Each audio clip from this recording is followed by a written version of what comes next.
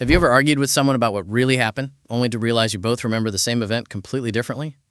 It's strange, right? Two people in the same room, at the same time, with the same experience, yet two different memories. It feels personal when someone questions your memory, because memory feels like truth. It feels like a recording, a file we can open and replay at will. But the truth is, memory doesn't work like a camera. It's more like a painter, constantly recreating the picture, each time adding or removing subtle details.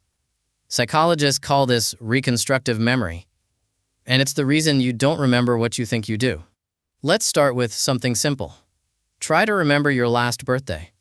You can probably picture who was there, what you ate, maybe even what music was playing. But if someone showed you a video of that day, you'd likely be surprised by how many details you got wrong. Maybe that friend you swore was there wasn't. Maybe the cake wasn't chocolate, it was red velvet. And maybe that funny moment you remember vividly didn't happen on your birthday at all, but a week later. This isn't carelessness. It's how memory works. In the 1970s, psychologist Elizabeth Loftus conducted a series of experiments that changed our understanding of memory. In one famous study, she showed people a video of a car accident and asked them how fast the cars were going when they hit each other. Other participants were asked the same question, but with a slightly different word, when the cars smashed each other. That single word changed everything. People who heard smashed remembered the cars going faster and were more likely to report seeing broken glass, even though there wasn't any.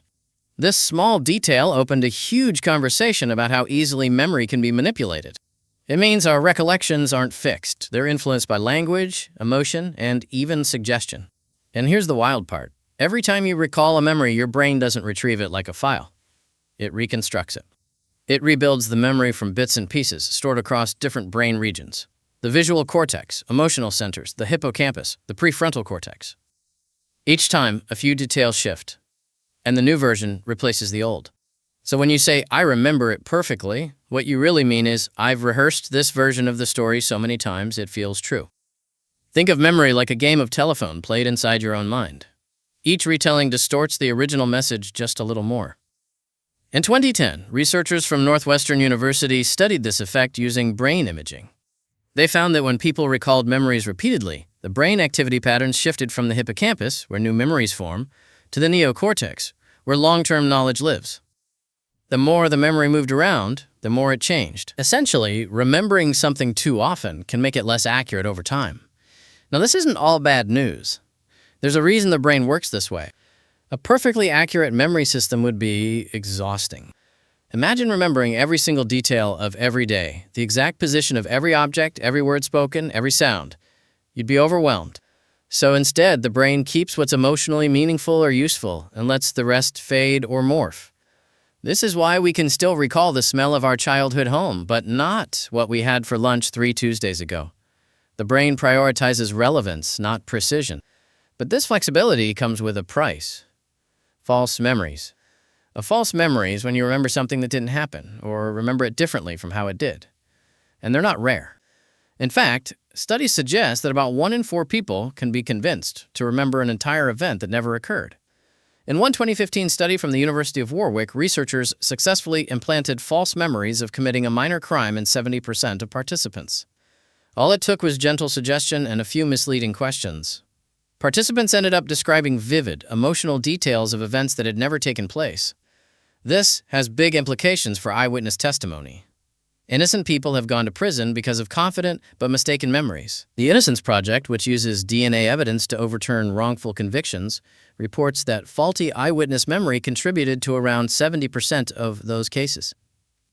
That's not a small error rate. It's a crisis of human perception. But false memories don't just happen in courtrooms. They happen in families, friendships, relationships, everywhere. You might remember a fight differently from your partner because your brain highlighted the moments that felt most important to you. Maybe you focused on the words that hurt. They might remember the tone or the silence afterward. Both of you are telling the truth as you remember it. But both memories can't be entirely right. The emotional charge of a moment changes how it's stored. When adrenaline and cortisol flood the brain, the amygdala tells the hippocampus, "This matters. Keep it." That's why you remember where you were when something shocking happened. But the same chemicals that make the memory vivid can also distort it. You might remember the emotion perfectly, but the sequence of events gets scrambled. Take the phenomenon known as flashbulb memories.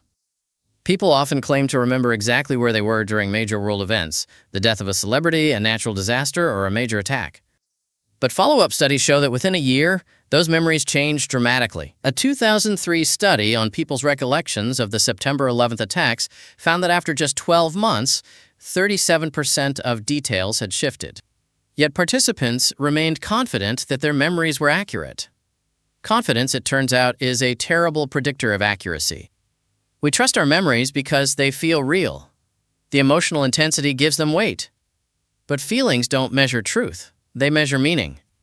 That's why two siblings can argue for decades about what really happened at a family dinner. Each one's version has become part of their identity. They're not just defending a memory, they're defending who they are in that story. And identity plays a big role in why we remember the way we do. Our memories aren't stored in isolation. They're part of a narrative that explains who we are. When a memory conflicts with that narrative, the brain quietly edits it to fit. If you see yourself as kind, you're less likely to remember times you were cruel. If you see yourself as unlucky, you'll recall every failure in vivid color and forget the small wins. This isn't deception. It's self-preservation. The brain protects the self-image it believes in. But it also means we build our personal truth out of selective memory. In a way, we curate our past. And every time we revisit it, we brush a little more dust off the parts that shine and let the rest fade into shadow. Modern neuroscience calls this memory reconsolidation. When you recall a memory, it becomes temporarily unstable, open to change.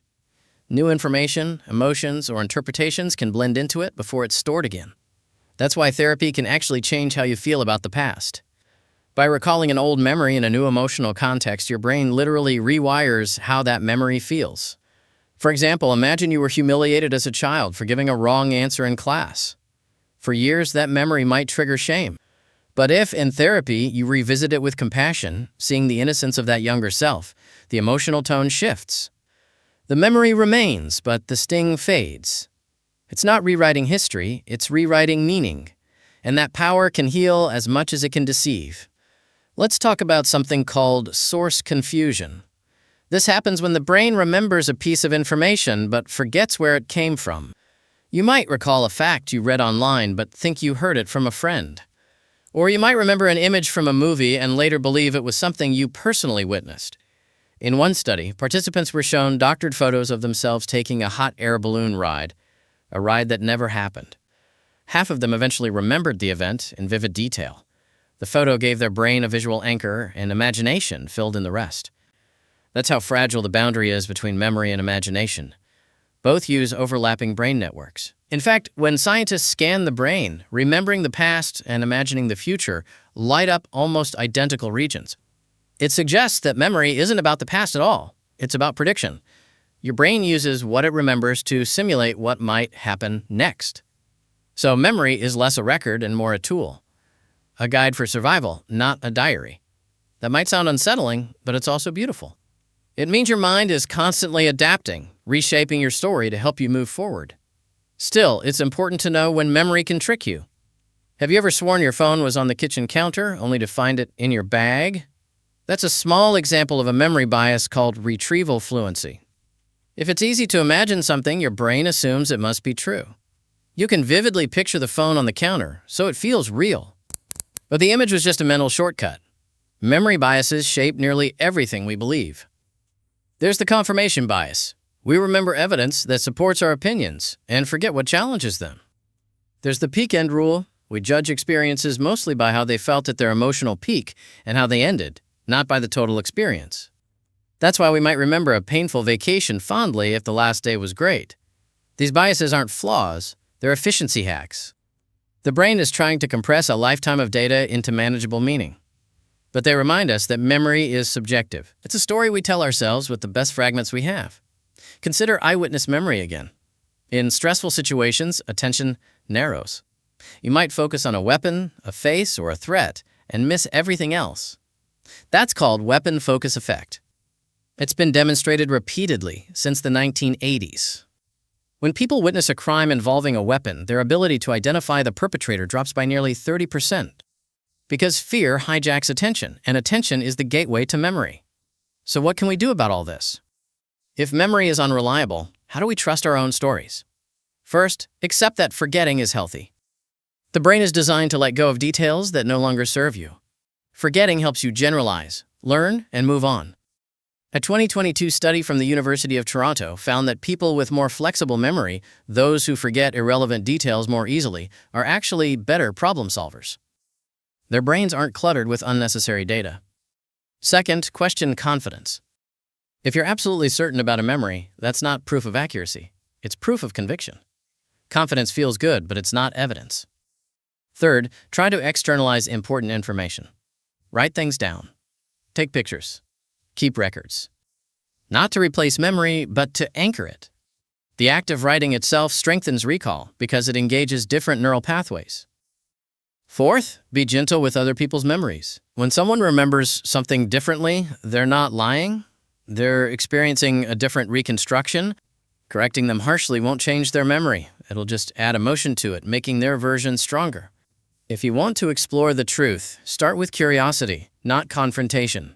Ask, "That's interesting. How do you remember it?" You might discover something deeper than facts, the meaning the memory holds for them. And finally, understand that your memories are living things. They grow, fade, and evolve with you. The past you remember is not the past that happened. It's the past your present self needs to make sense of who you are today. That realization can be freeing. It means you're not chained to your past. You can reinterpret it. You can find new lessons in old stories. Think about a moment you regret, something you wish you'd done differently. For years, that memory might have felt like a wound. But today, maybe it feels like wisdom. That's memory reconsolidation at work. Your brain has rewritten the emotional code. So instead of asking, "Is my memory true?" maybe a better question is, "What truth is my memory trying to tell me?" Because even when the facts blur, the feeling often holds meaning. Memories are emotional fingerprints of what mattered most. In the end, your mind isn't a library, it's a storyteller. And like any good storyteller, it edits, embellishes, and reimagines. Not to deceive you, but to make the story make sense. So the next time you and someone else remember an event differently, pause before insisting you're right. There's a good chance you're both telling the truth as your brains remember it. Two versions of reality, both shaped by emotion, perspective, and time. It's humbling. But it's also human. And maybe that's the point. Memory isn't meant to be perfect. It's meant to help you survive, connect, and grow. So treat your memories with curiosity. They're not just records of where you've been, they're blueprints for who you're becoming. If you found this exploration thought-provoking, remember to subscribe to Tortoise Brain for more calm, deep dives into how the mind really works. And the next time you're sure you remember something perfectly, take a breath. Because the truth is, your brain might just be telling you the best version of the story it knows how to tell.